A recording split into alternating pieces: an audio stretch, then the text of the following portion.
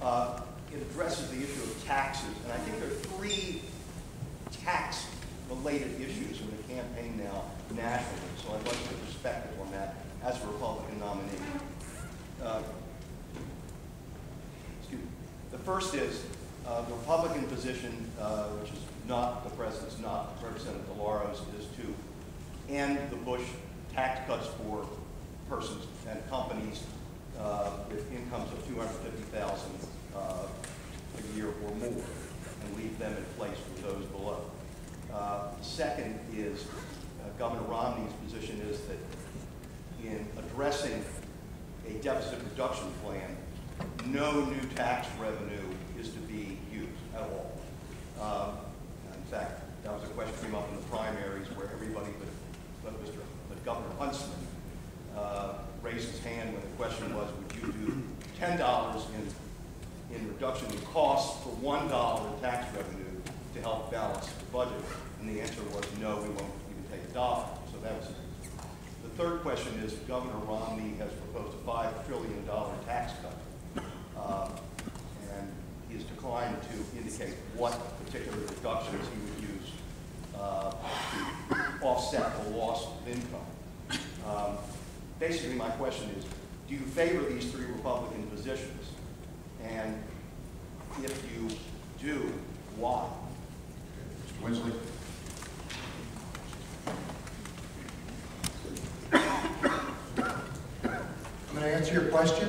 First, I want to just make a point on the previous question.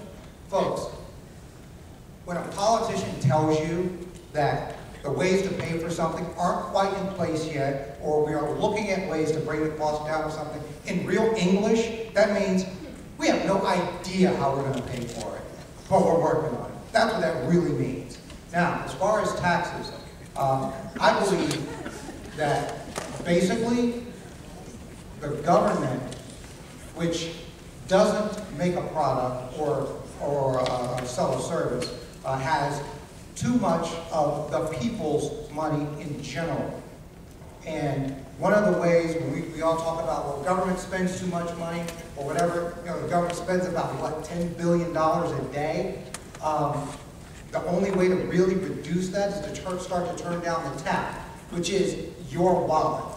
Now, as far as the tax cuts and the tax policies of Ryan and Romney, do I subscribe to every single piece?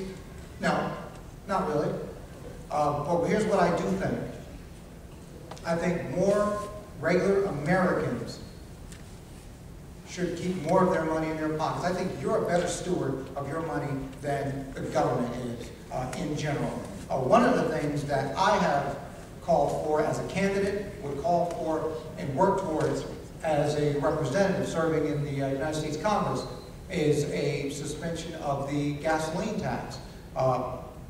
I would even go so far as to encourage Governor Malloy to join and suspend the state gasoline tax.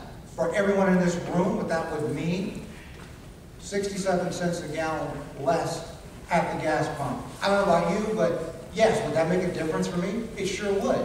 And by saying that, well, that's not a good idea because that goes into the, the highway trust fund, et cetera, well, it's kind of like saying here in Connecticut, the casino money and the lottery money actually goes to education. Well, it doesn't. It goes to the general fund. I think in general, what I would like to do with the tax code is to streamline the tax code, make it more equal for everybody, and close all the loopholes so that people can't hide money over here and things like that. I think that would be a way of getting more revenue. I would like to start there. I have no problem with people paying taxes, but I think that in general, yes, we the people, should be able to keep more of the fruits of our labor in general. Government should be basically reduced back down to what is constitutionally chartered to do. And one of the things, again, is someone, we look at, well, what do you cut, and then this and that. As someone who has used the safety net, I understand full well the point isn't to burn it. It is to create an environment where fewer people have to live in it. If we can get more of the 46 million of our neighbors out of the safety net and back beside us, working and holding it up for those who need it, our government will be spending less, the burden will be less, the debt that we saddle our children with will be less. I look at moving forward in ways like that. Okay, excuse me. We have to give Rosa a chance to discuss the Romney tax plan, please. Before that, I Excuse asked three me, questions, and I just wanted an answer. Do you support those three positions or not? You didn't respond to any of them. Yes or no? I did. I said, no, not all. He gave an answer. He gave an, excuse me, please, Rosa, please respond regarding the Romney tax plans in general. I want to be sure I got the three items again. I support the tax cut for people who are making up to $250,000. It's about 98% of Americans, families, and it's about 97% of our businesses, small businesses. I do not support the continuation of the tax cut to people who make over $250,000. They can get their tax cut up to that amount, but then after that, we should not continue the tax cut. I will mention to you what I think we ought to look at in terms of, that was the first question. Hello? That was it, okay. I will tell you that what I think that we need to do, in addition to deal with the deficit, is to really eliminate the subsidies that we are providing to the oil companies. I think we pay them $4 billion a year in subsidies, and they do not need that money. Also, the subsidies that go to big agriculture, not the mom and pop small farms that we have in our communities in Connecticut, but big agriculture where you do not have to plant one seed in the ground and you get a subsidy. I would also close the loopholes that allow for corporations to take their jobs overseas.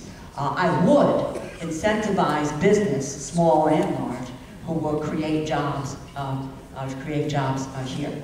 I also would work with, and I have, through the Greater New Haven manufacturers, incentivize small manufacturing firms to provide them with tax relief in order for them to reinvest in their business, to hire, to expand their business, and have bipartisan legislation that would address that. There is just one more point I would make with you.